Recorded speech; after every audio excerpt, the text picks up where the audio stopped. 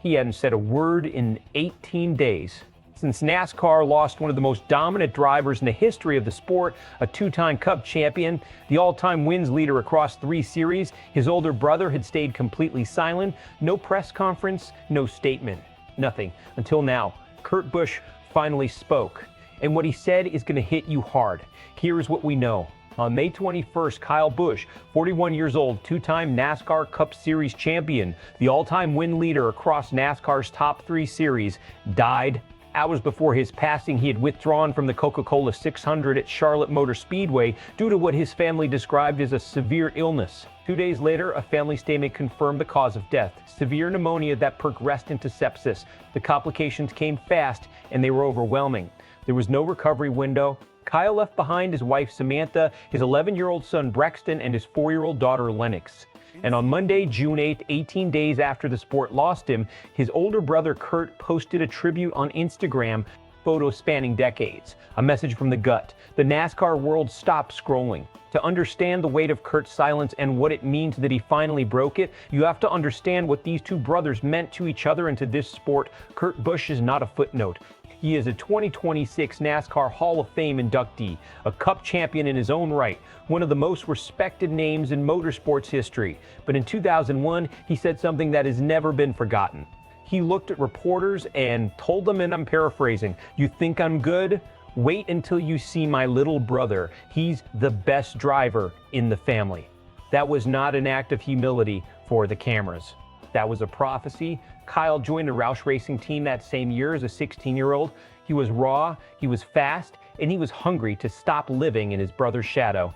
He eventually landed Andrick Motorsports in 2003, and the rest is record book history. 2 Cup championships, 234 wins across NASCAR's 3 major series, numbers that no one in the sport has ever come close to matching. These were not just brothers who happened to race. They were rivals on the track and mirrors of each other off it. Between them, they combined for 97 Cup wins alone. They pushed each other from big wheels in Las Vegas driveways all the way to the grandest stages the sport had to offer. When Kyle died, Kurt went quiet. That silence spoke volumes. And now that he has opened up, every word carries the weight of a man still learning to breathe again.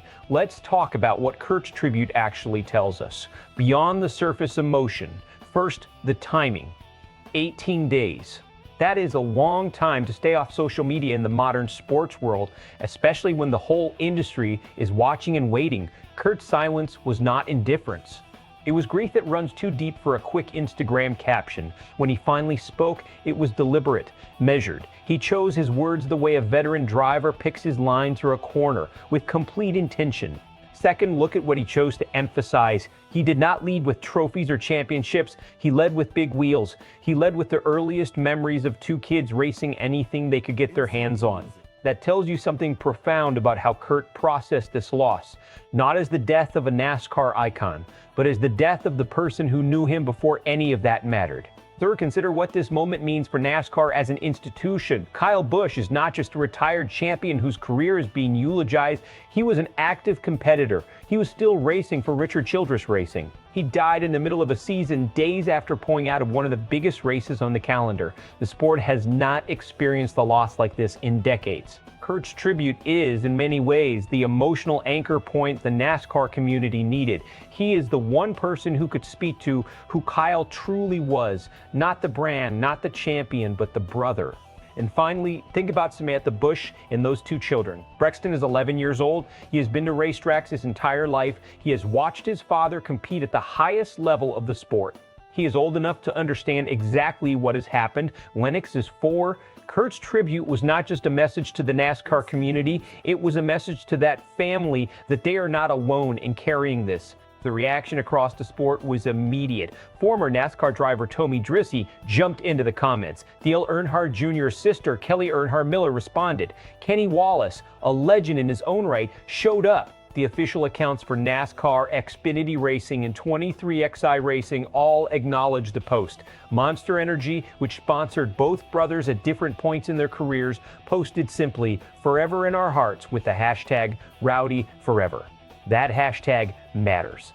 Rowdy was Kyle's nickname. It was earned, it was authentic, and now it has become a rallying point for an entire community still trying to make sense of an unfathomable loss. Samantha Busch had already spoken once. After a private memorial on June 2nd, she thanked the public for their support in a post that was raw and generous at the same time. She and her children attended the tribute ceremony at Charlotte. She did not speak to the media that day. She did not have to.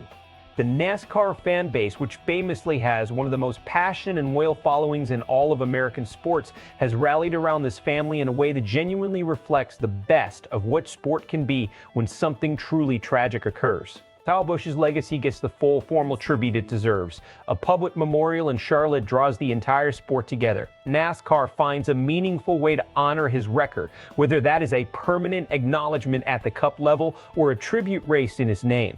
His son Brexton, who is already racing in youth circuits and has shown flashes of serious talent, eventually makes it to the highest level of the sport. The Busch name does not disappear from motorsports. It evolves.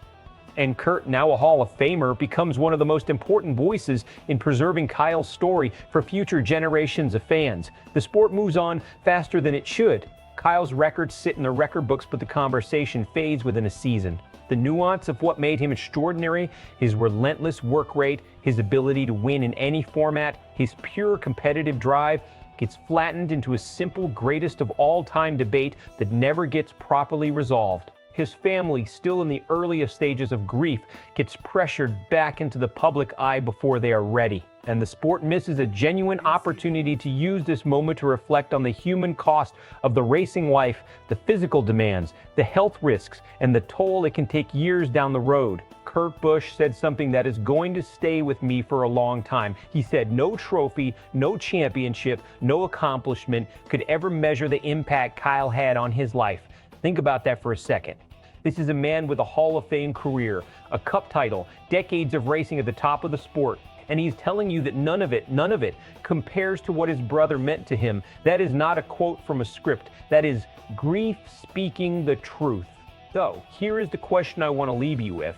How should NASCAR honor Kyle Busch's legacy in a way that does justice to who he actually was, not just what he won? A number retirement, a dedicated race, something at the Hall of Fame, or does the sport need to do something bigger, something more permanent? Drop your answer in the comments. This is a conversation that matters.